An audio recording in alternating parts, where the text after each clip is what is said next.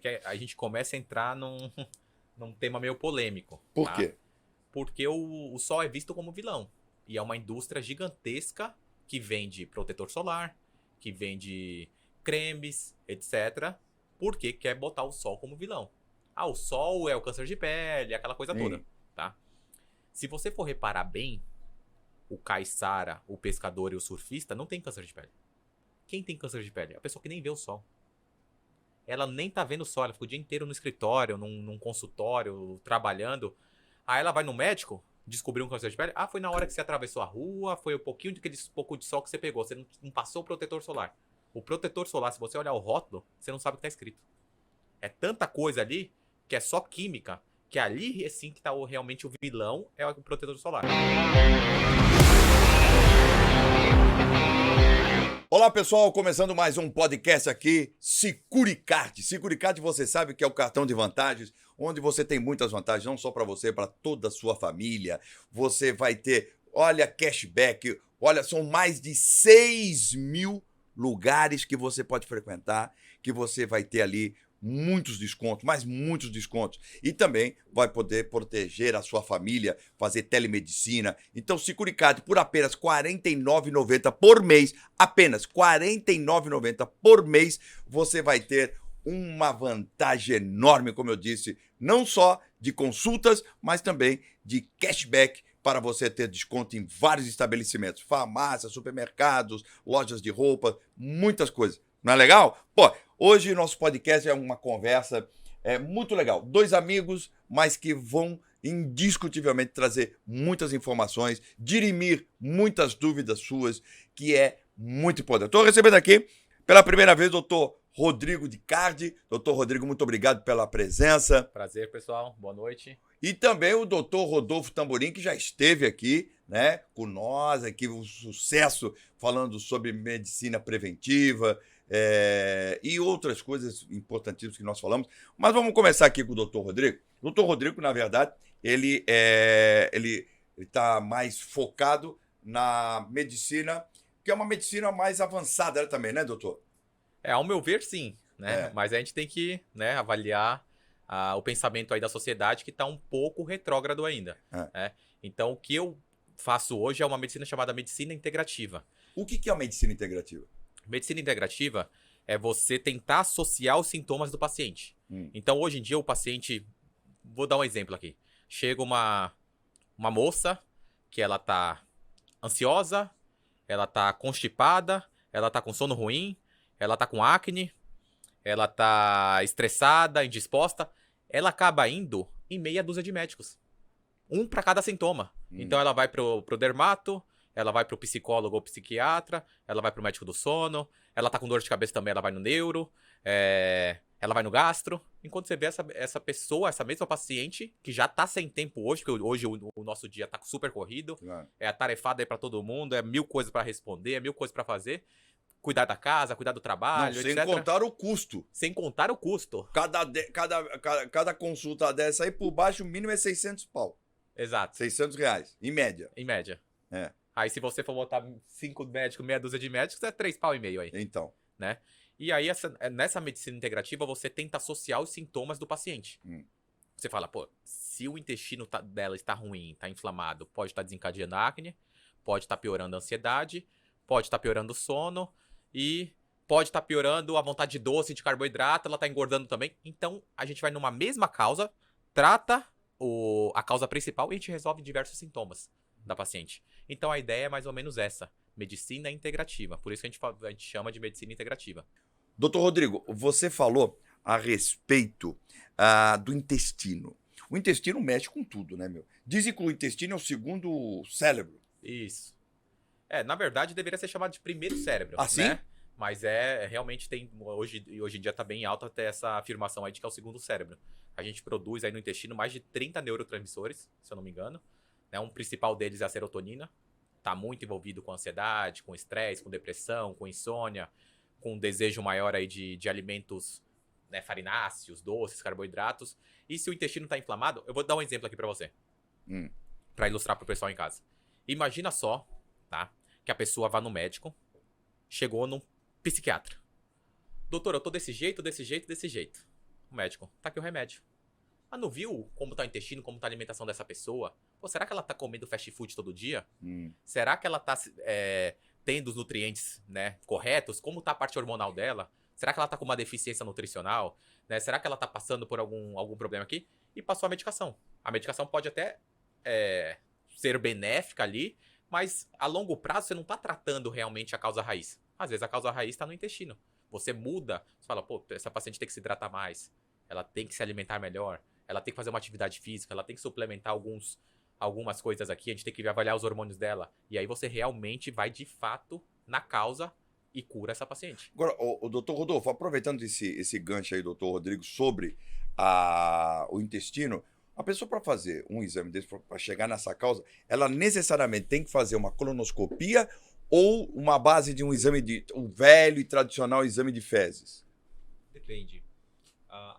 Imagina que nós temos níveis, camadas de enxergar o ser humano. Né? Nós temos a visão em que a cólon consegue enxergar. Né? Não dá para ver dentro do intestino olhando só por um raio-x, por exemplo. Então você vai precisar colocar uma câmera mesmo e às vezes, se necessário, o médico faz uma biópsia para avaliar melhor esse tecido, etc. Então, a biópsia seria para quê? A biópsia é para você entender que tipo de célula é aquela. E aí você pode até ter biópsias que necessitam de uma citogenética, ou seja, vai precisar ter uma avaliação se aquele tecido, que não era para estar ali tecnicamente, vamos imaginar assim, né? Algo estranho precisa ser melhor investigado. Aí você tira um pedaço daquilo, né? Leva para análise, leva para laboratório, faz exame genético ou não, para entender que tipo de célula é aquela. Então seria imagina que é como se fosse um vídeo, né? Para você enxergar, mas a olho nu. Olho nu. Do mesmo jeito que tecnicamente seria filmar com uma câmera do celular. Outra forma, aí usando o exemplo que você deu do exame de fezes, né? Você tem um analito, que é o que você está analisando, no caso é um analito fecal, do mesmo jeito que tem um analito de urina, do mesmo jeito que tem um de sangue, saliva, etc. Então você tem o fecal, e o fecal ele já não é só de olho. Existe a possibilidade, o bioquímico que vai estar lá no laboratório fazendo a análise do exame, por exemplo, vai analisar cor, formato, cheiro, pH, e aí vai ser retirado pedaços, né, para poder analisar bioquimicamente agora algo que não dá para ver a olho nu. Então você vai ter um nível de profundidade maior e que representa ou o movimento daquele intestino, a qualidade da alimentação dessa pessoa. Por exemplo, existe um exame que agora está ficando muito mais em voga, vamos dizer assim. O doutor Rodrigo pode ser que tenha o hábito de solicitar para os pacientes dele, que é o coprológico funcional. O que é o coprológico funcional? O coprológico funcional ele é um exame que avalia, através do intestino, funções, por isso que o nome é funcional, da digestão da pessoa. Por exemplo, vamos dar o exemplo do João aqui. O João vai fazer um exame com um coprológico funcional, né? Esse exame é feito como? Exame de fezes, uma coleta. Uma coleta de fezes. Isso. E aí, essa coleta ela vai passar por uma análise e vai buscar naquelas fezes se tem proteínas bem digeridas, se tem proteínas vegetais bem digeridas. Porque se não foi digerido, é porque teu estômago falhou, porque era para ter passado pelo teu estômago.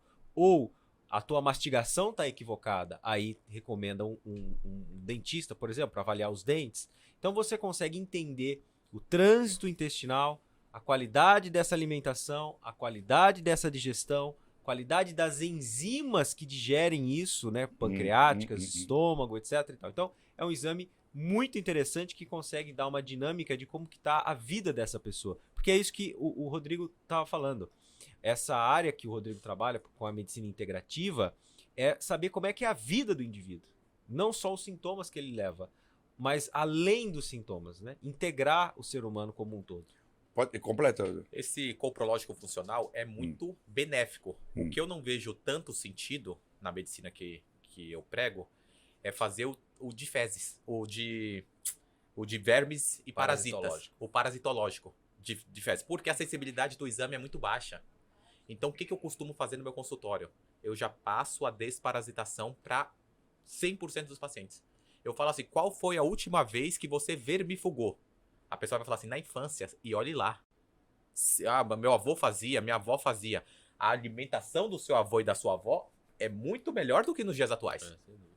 A alimentação não era monocultura. Hoje em dia, você está num local que a pessoa só planta aquela mesma coisa, por obrigatoriedade de lei. Só é obrigado nitrito, fósforo e potássio.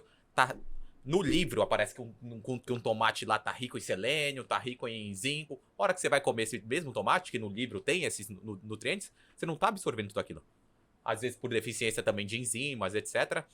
Então, eu gosto de fazer a desparasitação desse paciente. Tem muitos sintomas hoje que estão ligados a vermes e parasitas. Então, se eu entendi é o seguinte, você receita que tome alguma medicação para matar vermes? Isso.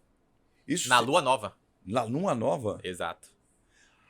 Olha, o que eu lembro de tomar, acho que eu não lembro a última vez que eu tomei um remédio para combater os vermes. Você acredita isso? Então Deveria. Depois daqui eu já vou te passar. É mesmo? E vamos aproveitar que estamos fazendo a gravação na lua nova. Exatamente. É lua nova? É lua nova. E esse tipo de medicação, quando se toma a medicação, leva quantos dias tomando essa medicação? Eu passo por 5 dias. Eu passo por 5 dias na lua nova. A lua nova iniciou ontem. Então seria ontem, hoje, quinta, sexta e sábado. 5 dias finaliza. Às vezes eu peço para repetir depois de 3 semanas. Só que como o paciente começa a voltar comigo, então eu não confundo muito a cabeça dele.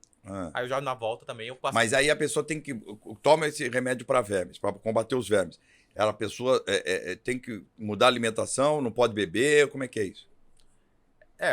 Me perguntam isso, né? Mas assim, vamos supor que a pessoa goste de beber, etc. Então, a gente acaba perdendo a lua nova. Eu falo, continua com seus hábitos, ainda a gente vai ter uma mudança aí. Eu falo pra tomar independente dos hábitos dela. Então, mesmo que ela gosta de beber, todo dia. A pessoa toma uma tacinha de vinho todo dia. Pode continuar tomando? Então, vai tomar 5 dias aí, não vai influenciar em nada? Não. Toma essa medicação pra matar os vermes. Porque o que eu gosto de passar para o paciente, imagina só que ele chegou, ele tem certos hábitos. Sim. E ele tá numa primeira consulta. O doutor já falou aqui para não beber mais, já falou para não sei o quê. Fica um pouco difícil, entendeu? A primeira mais coisa o brasileiro, né? Passa uma medicação, passa um manipulado, pode beber? A primeira pergunta é essa. Então tem um pouco disso. Tem um outro detox, né? Um outro detox chamado antiparasitário, que chama Protocolo Gilda Clark.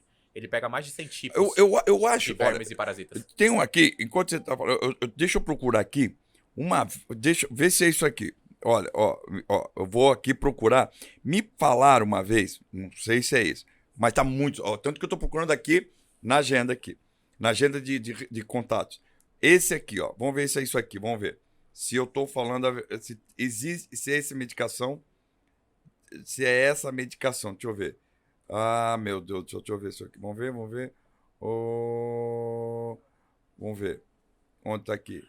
Bom, não, eu não tenho aqui. Mas eu tinha visto alguma coisa parecida com esse nome dessa medicação. Que era uma medicação... Bom, mas não vou encontrar. Que falou assim, uns pode tomar de 3, outro pode tomar de 5 dias, outro pode tomar uma única dose. Existe isso? Tem alguns vermífugos que são dose única, mas assim, mesmo a dose única, a gente já sabe que não funciona. Não funciona. Então, tem alguns medicamentos que eles passam dose única realmente. Mas o albendazol, por exemplo, a gente faz por 5 dias. O Anita, dá pra fazer 3 dias, manhã e noite, 12 horas por 3 dias, ou uma vez ao dia por 6. O Anita, quantos dias estaria tomando? 3 dias. 12 horas por 3 dias. Se a pessoa tiver alguma sensibilidade, algo do tipo, a gente pode até botar um por dia, por 6 dias. Iniciando também na lua nova. Isso ajuda mesmo, Rodolfo, matar os vermes? O albendazol, ele tem uma característica dessa de dose única, ou 3 dias, ou 5 dias, pelo espectro de cobertura. Então, até 5, quando faz 3 dias, eu vou dar um exemplo hipotético. Isso, inclusive, está na bula do albendazol. Você toma 3 dias, você pegaria 95% daqueles vermes que o estudo de aprovação do albendazol diz que pegaria. Mas eu quero tratar giardia. Aí você tem que tomar 5 dias. Entendi. Então, Então se o é certo um- é 5 dias. Aí então você já tá no terceiro, Tá no terceiro, quarto, tá no quinto. terceiro. Agora, os vermes, ele prejudica demais o intestino? Prejudica demais. O intestino, não só o intestino, prejudica a absorção de nutrientes, pode prejudicar a questão tem tosse crônica ligada a vermes e parasitas. Bruxismo Sério? ligado a vermes e parasitas. A pessoa vai no dentista, faz a plaquinha, mas essa plaquinha não é a cura. A plaquinha é a remediação. É só pra a arcada dentária ali não Ah, eu vou matar os vermes que tá dentro de mim. Vamos matar esses vermes todos aí. Vamos judiar desses vermes aí. E assim, como o exame é falho, a sensibilidade do exame é baixa, é mais fácil você falar, pô, você tá comendo fora, você tá comendo besteira, como tá a sua alimentação? Ah, não tá bacana não, doutor. A probabilidade é enorme Pô, de eu ter. vou em restaurante todo dia, eu peço iFood todo dia, né, aquela coisa. Pô, a probabilidade é A 100%. a sensibilidade e a especificidade do exame de fezes, do parasitológico, gira em torno de 10%. 10. 10. Então, 10%. tecnicamente, você teria que colher 10 amostras para conseguir você ter uma cobertura bem maior, né? Então, e assim, né? O intestino, ele foi por muito tempo entendido como um órgão só de excreção. Um tubo longo que vai eliminar aquilo que teu corpo não precisa mais, né? Isso mudou extremamente, né? E cada vez mais as pesquisas mostram a importância dele. Agora, Rodolfo, nós falamos dos exames, né? Colonoscopia e o exame das fezes. Isso. Se eu entendi, talvez, vamos ver minha forma de entendimento, o exame de fezes chega a ser mais completo que o colonoscopia? Não, Não. são exames diferentes São e, diferentes. na maioria das vezes, complementares. Complementares. Isso. Tá. Agora, o Rodrigo, e o jejum intermitente, que tá na onda, todo mundo fala jejum intermitente, o pessoal fica 24 horas, 12 horas sem comer. O que é o jejum intermitente? Primeiro, tá na moda, principalmente as mulheres falam muito de jejum intermitente. Você chega em casa, hoje eu não vou comer, só vou comer amanhã às 10 da manhã, ou a meio-dia, não sei o quê. Então, e você tá com fome, como é que fica? Então, o que é o jejum intermitente e qual é a função dele e o que ele ajuda ou o que ele não ajuda? Tá. Ao meu ver, é altamente benéfico, mas realmente a gente tem que saber que não é pra todo mundo. Então, tá na moda, mas eu vou seguir essa moda? Então, até o Rodolfo depois vai conseguir explicar melhor, porque ele tem um teste genético que a gente consegue avaliar melhor qual dieta que é pra cada indivíduo. Individualizar bem. Mas na questão do jejum, tá? O que eu gosto de passar para alguns pacientes, porque tem gente que faz todo dia. Se fizer uma vez ou outra já, né? Eu acho bem benéfico, porque você estimula receptores de longevidade. A gente está no hábito, né? De comer de 3 em 3 horas. A gente está começando a mudar isso. Mas até então, você chegava na nutricionista, chegava no médico, você tem que comer de 3 em 3 horas. Isso não tem o menor sentido. Não tem sentido? Não tem sentido. Imagina Não. só que a pessoa já não tá comendo bem. E ela tá caçando o que comer. Às vezes ela não tá com fome. Ela comeu 7 da manhã, 10, almoçou, à tarde, à noite, antes de dormir, come mais uma vez. A insulina sobe e desce o dia inteiro. É pico de insulina subindo e descendo o dia inteiro. Isso não procede. Imagina, que nem a gente ia falar aqui anteriormente. 200 mil anos, se a gente for pegar os últimos 200 mil anos, a gente estava acostumado a ter uma única refeição no dia. E olhe lá. Talvez até menos, né? Então a gente tinha o hábito de sair para caçar, para comer, né, para ter o alimento. Hoje em dia tá com uma facilidade extrema. Aqui do lado tem o alimento, você pede um Rappi, um iFood, chega na frente da sua casa, tem um micro-ondas, então essa facilidade trouxe muito comodismo. Você vai em qualquer esquina, você acha algo para comer. E aí essa questão da insulina mais alta trouxe inúmeras doenças. Hoje o Alzheimer, autismo tá muito mais elevado, câncer tá muito mais elevado e tem tudo a ver com a alimentação. A genética nossa não mudou. Mas o que mudou? A alimentação. Alimentação rica em doces, farináceos, carboidratos, industrializados. Esses alimentos aí que tem muito corante, conservante, glutamato monossódico. E aí você fazer um jejum, você dá um reset. Você dá uma ajustada no seu corpo. Você, eu não preciso estar comendo esse tanto. Eu não preciso comer 6 vezes no dia. Eu posso comer 2 refeições no dia e tá super bem. Né? Pessoas fizeram um estudo dos longevos na face da Terra. Pegaram os centenários.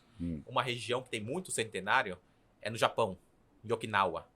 E foram estudar esse pessoal, por que esse pessoal vivia tanto. Uma das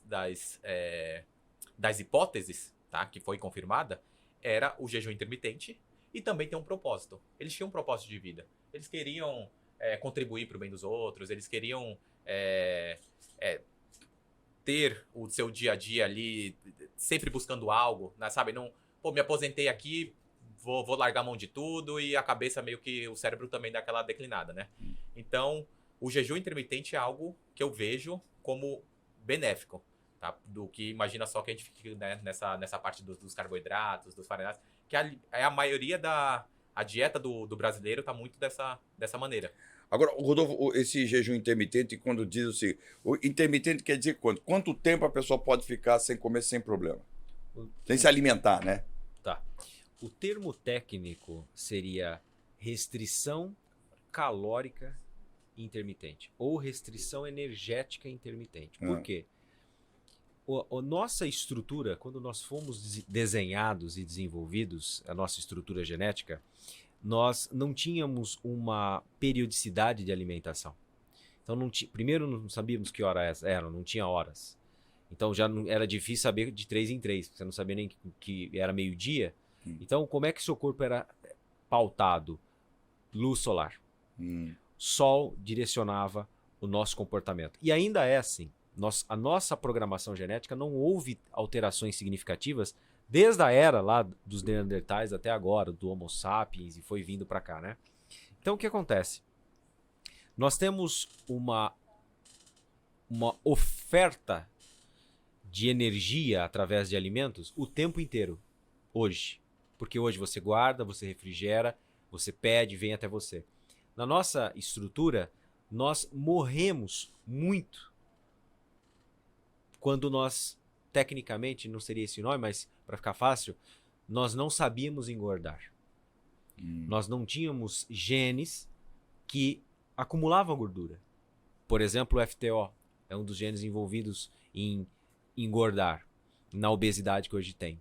O nosso corpo precisou aprender a engordar para sobreviver. Porque antes entrava o inverno rigoroso, gelo, baixas temperaturas, você já não encontra mais fruta, você não encontrava mais nada, os animais não saíam, então você ficava sem recursos para comer. Então, nesse período, o que você fazia? Restrição energética, o jejum.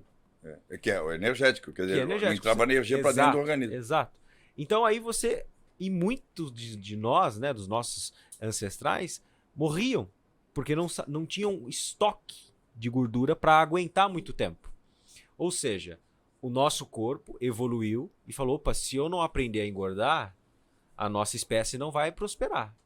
Então, engordar faz parte da sobrevivência humana. E agora, isso serviu para quando? Para quando nós não tínhamos grande oferta de energia, de alimentos. Hoje inverteu. Hoje você ainda sabe engordar, só que tem muita oferta. Mais do que seu corpo consegue gastar. Então, quando você faz um jejum, de 14, 16, 18 horas, você, de certa forma, relembra os tempos que seu corpo foi preparado para isso. Porque ele é preparado para isso. Por exemplo, uma coisa que é muito comum ouvir, não tenho certeza que o Dr. Rodrigo ouve isso no consultório, é aquela história, nossa, se eu não comer uma bananinha para treinar, eu passo mal. Ah, não consigo comer de barriga vazia. Ah, me cai a pressão, me dá hipoglicemia. Isso se chama mitocôndrias mimadas.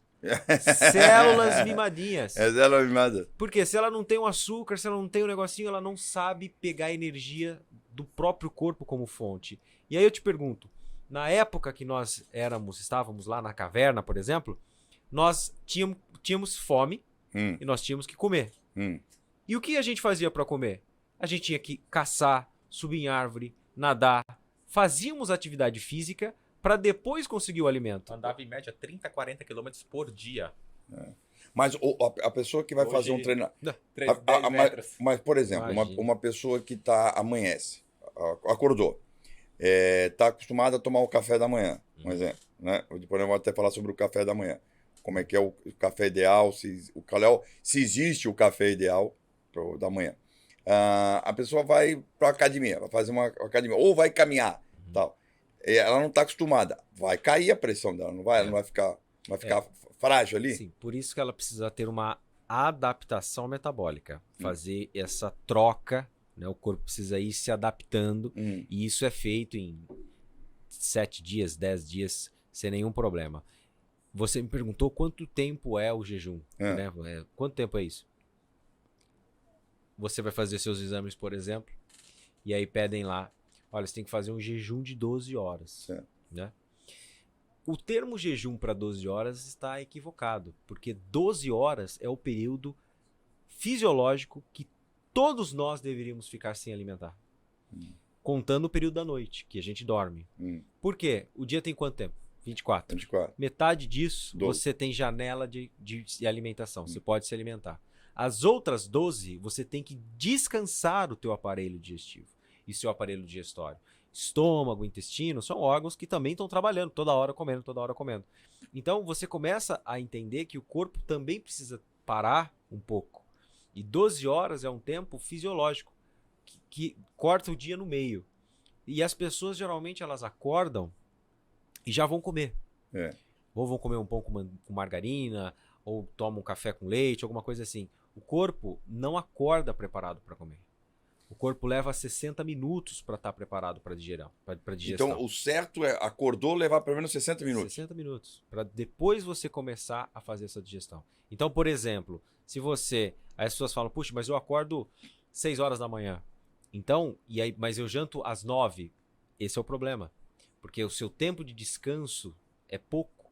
Se você acorda às 6... você tecnicamente precisaria estar fazendo a sua primeira refeição às 7. Certo. Então, a tua última refeição também deveria ser às 7 da noite do dia anterior, para dar às 12 horas. 12 horas. E que não acontece. Não acontece. Não tem que dar 12 horas, é muito difícil alguém dar 12. Mas o certo seria 12 horas. Certo seria. Agora, Rodrigo, o café da manhã.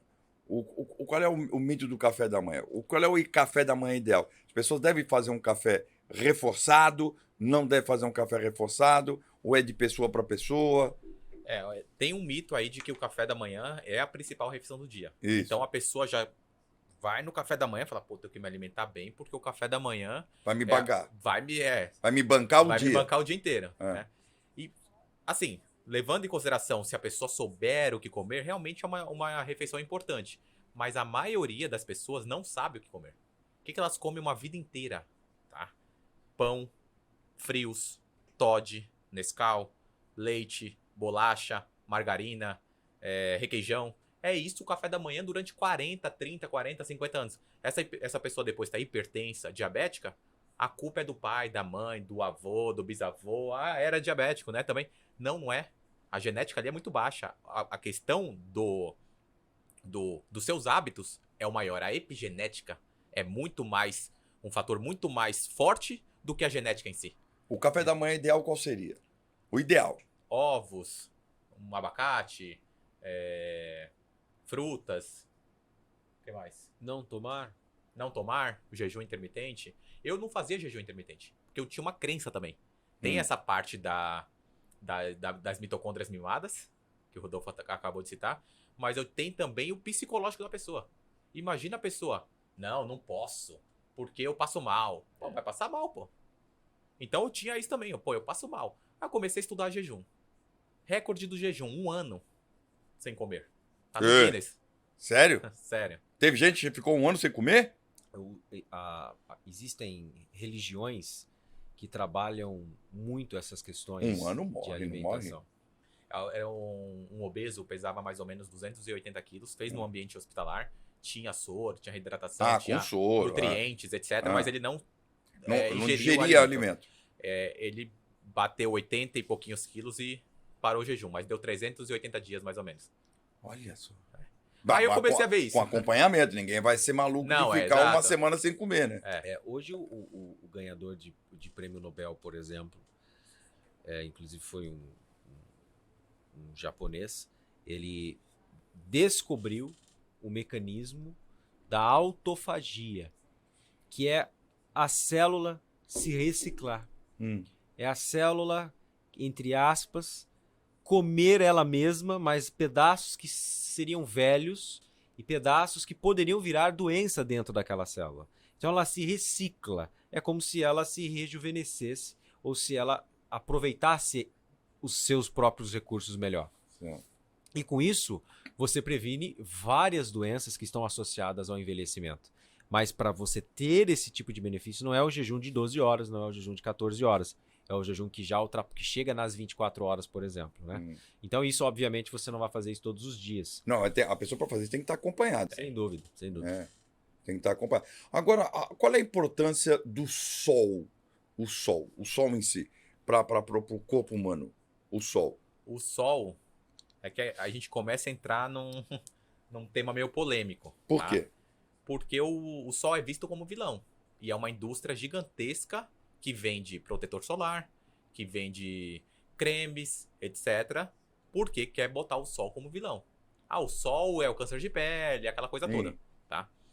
Se você for reparar bem, o caiçara, o pescador e o surfista não tem câncer de pele. Quem tem câncer de pele? A pessoa que nem vê o sol. Ela nem tá vendo o sol, ela fica o dia inteiro no escritório, num consultório, trabalhando. Aí ela vai no médico, descobriu um câncer de pele. Ah, foi na hora que você atravessou a rua, foi um pouquinho daquele pouco de sol que você pegou. Você não passou o protetor solar. O protetor solar, se você olhar o rótulo, você não sabe o que tá escrito. É tanta coisa ali que é só química, que ali é sim que tá realmente o vilão, é o protetor solar. Agora, a pessoa pegar um sol 15 minutinhos por dia, 10, 20 minutos, sem protetor solar, sem nada, sol do meio-dia que seja, que é o mais benéfico, inclusive, não vai dar câncer de pele. O que dá o câncer de pele é a alimentação. Como a pele é um órgão, pode aparecer um câncer ali, né? Parte de alimentação. Mas não ligado ao sol como todo mundo faz essa ligação. E todo mundo faz. Oncologista, dermatologista. Eu tenho pacientes que chegam comigo e falam: putz, doutor, não vou viajar final do ano, porque o pessoal ia pro Nordeste. Eu não vou porque eu não posso pegar nem um pouco de sol. Inclusive em casa, eu não saio de casa, eu tenho que usar protetor solar dentro de casa. Por conta das luzes. Então, peraí, deixa eu entender. Então, tudo que eu aprendi tá errado. Você tem que... Por exemplo, minha mulher, se eu sair for pra piscina, ou for pra praia, se eu não botar um protetor solar... Aí depende do tempo também que você vai ficar. Então, assim, eu tô falando aqui que se as pessoas ficarem todos os dias, o ano inteiro, pegar 10, 15, 20 minutinhos de sol todo dia, não tem problema nenhum. Mas ninguém fica numa piscina Exato, 15 minutos. Aí passou desse tempo, vou ficar 6 horas numa praia, numa piscina, aí tem que passar protetor. Mas tem uns protetores que tem livre de parabenos, livre de químicos, etc., que são melhores. E esses são o quê? São naturais? São mais naturais, São mais naturais. Mas, pelo que eu estou entendendo, Rod, está dizendo que a indústria ela criou alguns factórios, né, para ter o consumo desses produtos para proteger, né, entre aspas, a pele. Isso é só um exemplo. A gente estava falando de jejum aqui. A indústria alimentícia criou também que você tem que comer de 3 em 3 horas. A indústria do medicamento criou que você tem uma doença, uma hipertensão, causada pela sua alimentação, pelo seu sedentarismo, pelo seu estresse, pela sua ansiedade, e você vai ter que tomar um remédio o resto da vida. Então a indústria alimentícia, farmacêutica, a indústria do protetor solar, é tudo uma máfia que, realmente, como que eu ganho dinheiro? Na recorrência. Dizem, por exemplo, quer dizer, comer de 3 em 3 horas, você tem que comer 3 horas, senão você pode gerar uma gastrite, um exemplo. Tem gente que fala... E não tem nada a ver. Não. Pelo contrário, dá até uma melhora aí pro... Ah, é? É.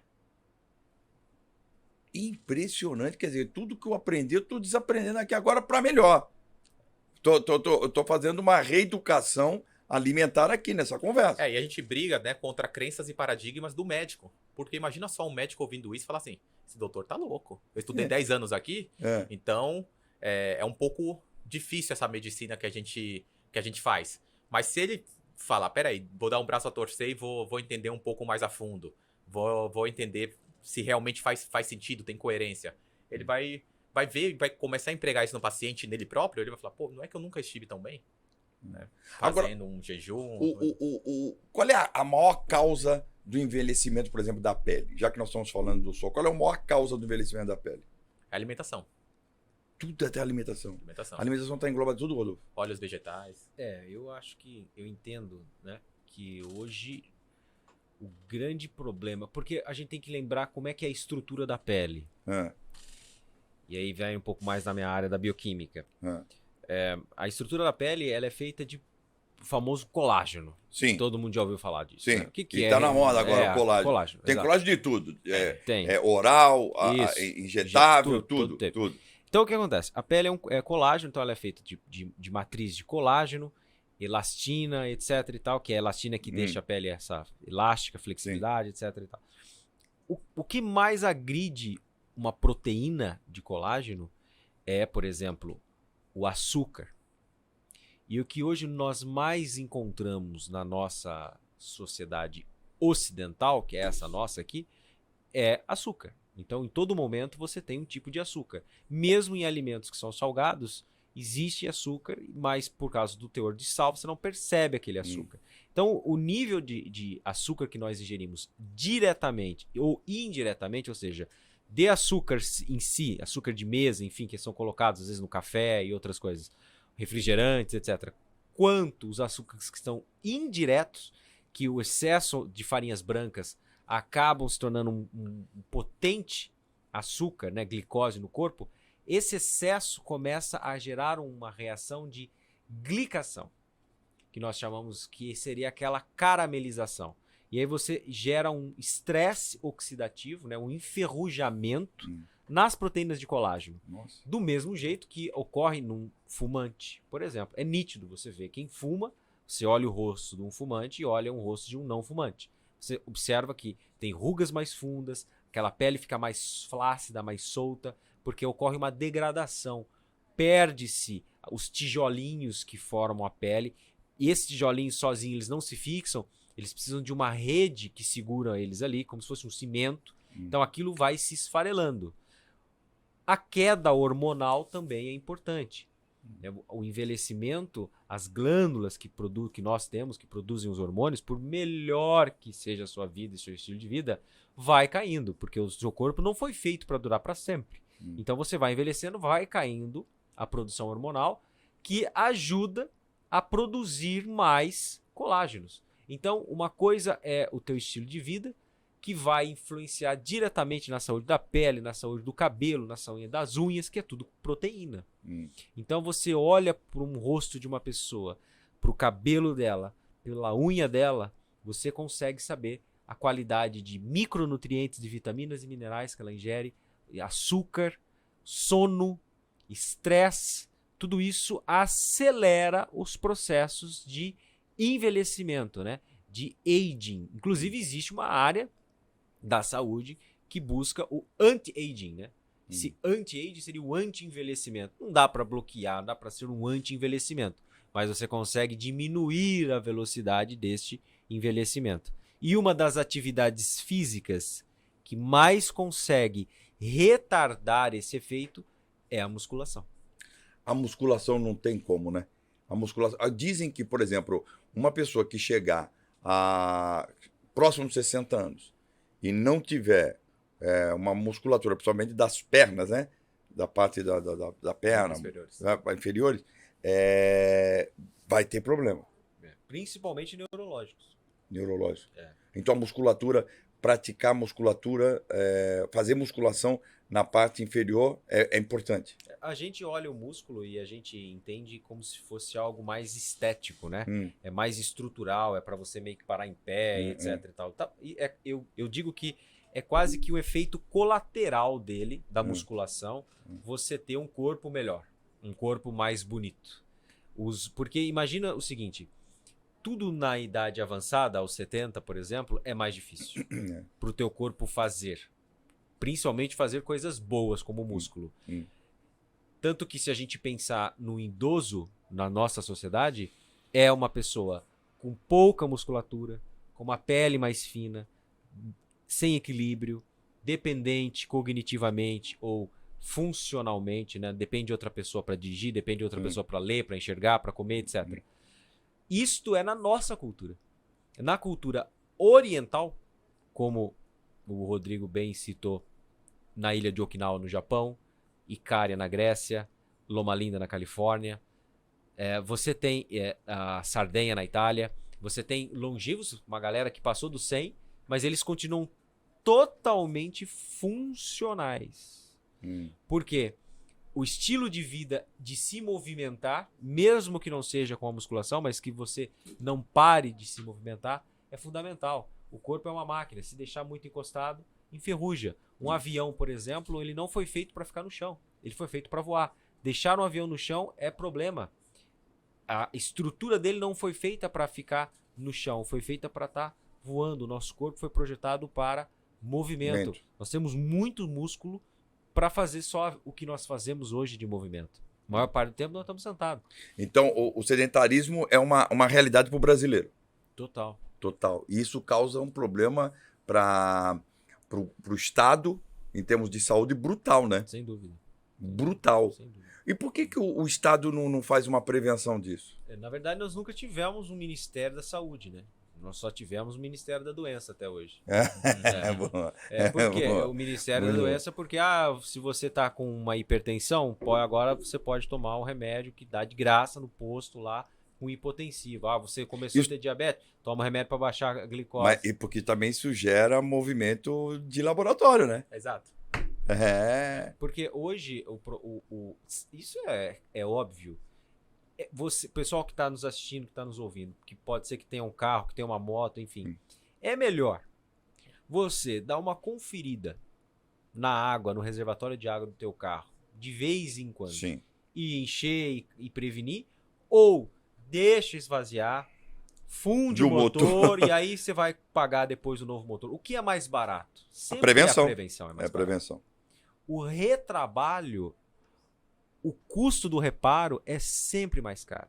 Mas isso não nos é ensinado como deveria. Sim. E não tenha dúvida que o Ministério da Saúde faz parte, ou pelo menos deveria fazer parte das suas responsabilidades, a prevenção.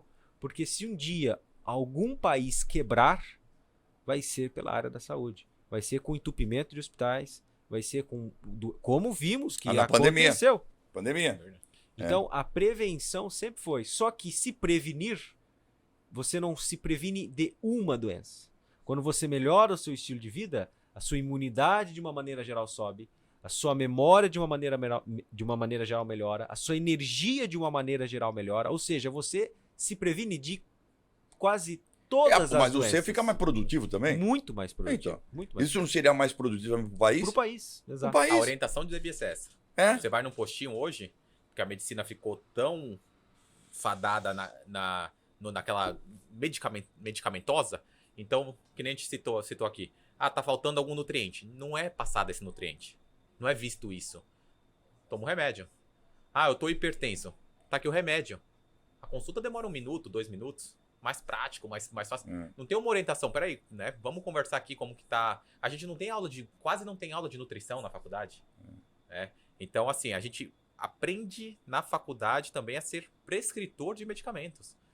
E a gente não aprende isso que a gente tá falando aqui. Existe esse lobbyzinho também do laboratório de chegar, por exemplo, vou dar um exemplo assim, banal. Chega numa farmácia, a pessoa não... Vamos lá, a massa, né, o povo. Chega lá, vai direto na farmácia, em vez de ir ao médico, ok, não quer ir lá no SUS, ou não quer o Sicuricad, não tem um Sicuricad para consultar o telemedicina, vai direto no balcão da farmácia, olha, eu tô com uma dor aqui, o que o senhor me recomenda? Quer dizer, aí chama o farmacêutico ali da farmácia, acho que com certeza, eu mesmo já caí nesse erro de pedir vitamina, falou, olha, o que está mais vendendo aqui, inclusive isso aí tem tido uma boa aceitação, é esse.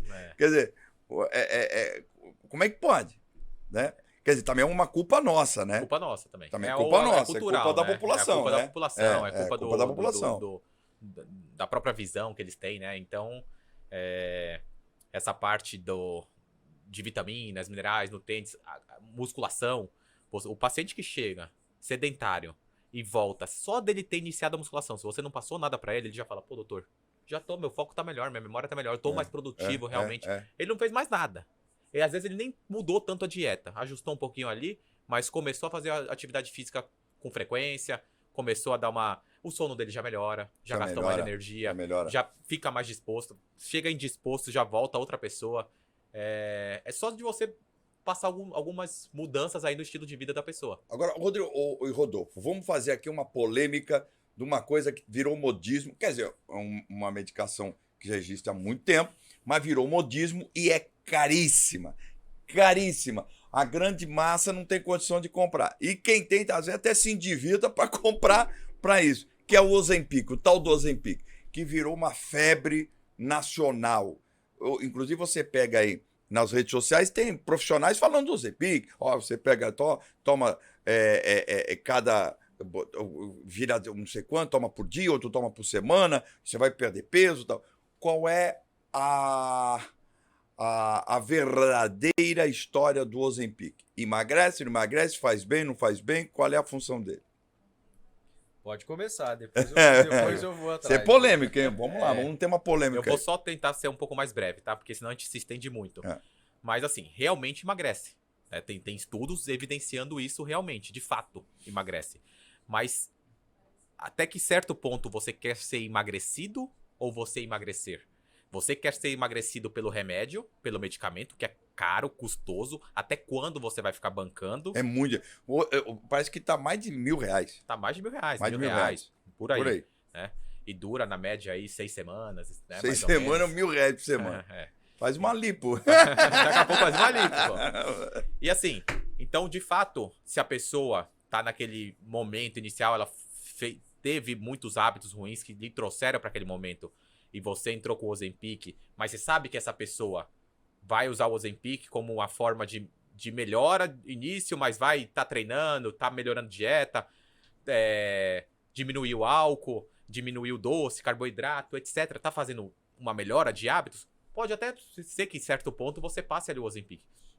Deu uma estagnada, mas muita gente hoje tá usando sem mudar nada. Se a pessoa bebe, ela continua bebendo. Se ela come errado, ela continua comendo errado, só que tá comendo menos errado. Aí passa a emagrecer um pouco. Hora que larga o Ozempic, reganha tudo. Não mudou nada. Quer dizer, acabou aquelas 6 semanas. Acabou aquelas 6 semanas. Ou ela pega de novo, aí ela ganha, ela fala, vou precisar do Ozempic de novo. Aí se endivida de novo ou gasta de novo. Então fica nessa questão. E aí, Rodolfo? Pois é. Corrobora com o Rodrigo? Totalmente. Nossa, o ser humano, ele é um negócio impressionante, né? Porque nós gostamos da bala de prata.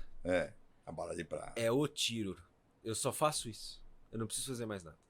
Nós queremos ser reducionistas. Eu só vou fazer isso.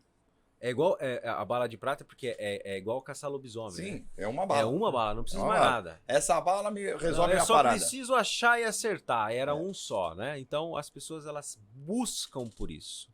Elas buscam por um salvador, elas buscam por uma vida melhor que a delas, ela busca por alguma coisa e foge daquilo que ela deveria estar fazendo. Ela sabe que deveria estar fazendo, mas ela conta histórias para ela do porquê que ela não consegue, do porquê que é difícil, etc e tal. Então, já que existe isso, já que está aprovado, já que tanta gente está usando, ora, por que eu não? Exato. Só que, como diria a nossa mãe, você não é todo mundo. Né? Você não é cada pessoa. É uma história. Cada um tem a sua história. E então, assim, o preço que você paga por uma coisa que... Aí as pessoas... O argumento é, nossa, isso eu ouço com muita frequência, até em rodas de conversa, etc. Nossa, o fulano emagreceu X, o outro emagreceu Y. Eu falei, gente, emagrece. Porque se não emagrecesse, ninguém estava usando. Então, a mesma coisa, fala assim, mas fumar é frescura. Não, quando você fuma é uma química, estimula o teu cérebro, etc e tal, porque senão você dobrava uma folha de sulfite, acendia e pronto, tá fumando. Não, gera resultado. Se vai ser benéfico ou não, aí já é outro problema. História. Resultado, nós temos os positivos e os negativos. Ambos são resultados. Sim. Você pode emagrecer com qualidade, que eu nem gosto dessa palavra muito, emagrecer. Eu prefiro mudar a composição corporal, melhorar a composição corporal. Que você é composto de quê? Tecnicamente, que dá para mudar. Seus ossos não tem como mexer, a não ser que a gente arranque eles, né? Mas você é gordura e músculo. Ambos você consegue administrar. E as águas, águas e sais, né? Mas aí você melhorar a sua composição corporal significa descer a gordura e subir a massa magra. Quando você faz uma estratégia que o teu corpo não está gostando dela, apesar de na balança o número cair, este número que caiu é o quê? Gordura, músculo, e aí você começa a achar que está ganhando saúde, mas na verdade você está perdendo saúde nesse processo. E aí o preço é muito mais caro do que esses R$1.000, por exemplo, a cada 6 semanas. Bom, doutor Rodrigo, doutor Rodolfo, o papo foi gostoso, foi descontraído, o tempo passou rápido, voou, né? O tempo voou. Ó, tá até caindo aqui, ó. A nossa equipe operacional até caiu de susto aqui. Ele ia tomar o Ozempic, já não vai mais. Já não vai mais tomar o Ozempic. Tomou um susto que até caiu aqui. Agradecer o carinho de vocês pela presença aqui no podcast do Securicard.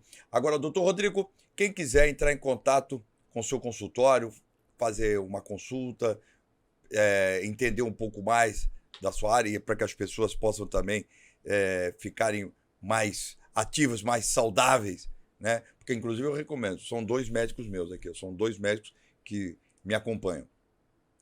Eu tenho uma clínica aqui em Alphaville, chama Clínica for Health. Tá? Fica na Avenida dos Parques, 149, no Alfa Sítio. E também dá para fazer atendimento online. Sim. Se a pessoa mora longe, tiver interesse, tem um atendimento online e o atendimento presencial. Mas então vamos colocar aqui os dados. Doutor Rodrigo já está aqui, ó, na imagem. E o doutor Rodolfo também. A pessoa pode entrar em contato. Hoje o Instagram se tornou não só mais um aplicativo de fotos, mas de pesquisa. Sim, então, sim. A pessoa pode pesquisar o meu @, né, Rodolfo Tamborim lá, e entender um pouco mais da minha área, que eu posso atuar e como... Da genética. Da genética, por Da exemplo. genética. Prevenir, porque o doutor Rodolfo tem a especialidade dele com o examezinho que ele faz de coletar pela saliva, mandar para Israel com exames aprofundados, poder prevenir doenças que poderão estar ali dentro do organismo dessa pessoa, né? Uma coisa importante para dar prevenção, que nós falamos tanto. Né? Já que o Estado não está cuidando da nossa prevenção, nós mesmo temos que nos virar. Com certeza. Né? Então, os médicos como vocês, profissionais como vocês, estão cada dia mais especializados. E a medicina, ela avançou muito. A medicina avançou muito. Como os laboratórios avançaram também. Agora, só uma perguntinha rápida, rapidinha. Laboratório, o genérico, é confiável? Eu creio que sim, porque tem diversos estudos que eles têm que chegar naquela limiar da ação da droga, do fármaco. Então, eles são liberados, esses genéricos, após, né, inúmeros estudos, etc. Então, eu creio, né, que sim. Uma amostragem, por exemplo, porque acho que a avaliação que a Anvisa faz é por amostragem. Por exemplo, vamos lá, tem 10.000 comprimidos, ele pega a amostragem daquele comprimido, ok? Ok. Aquele comprimido vai gerar 1 milhão de comprimidos. Como é que vai saber o que está no outro pote dos comprimidos? Acaba sendo... Entendeu? Deu para entender? Pega um lote, né? Pega um lote. Sempre não dá para ver todos, né? Sim, então pelo lote. Você vai ter um lote e dentro assim que é a avaliação? Lote, faz uma avaliação de lotes, isso acaba sendo feito para tudo, né?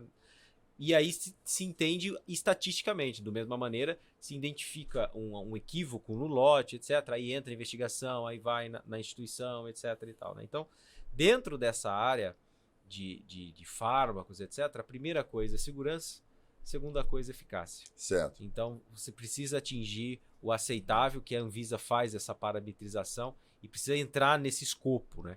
Para poder depois chegar ao mercado. Porque eu, particularmente, sou a favor do genérico. Eu, particularmente. Agora, às vezes me dá preocupação. Não, tem alguns fármacos em si que, assim, o especialista, ele fala, não compre o genérico. Então, realmente, ele sabe de algo.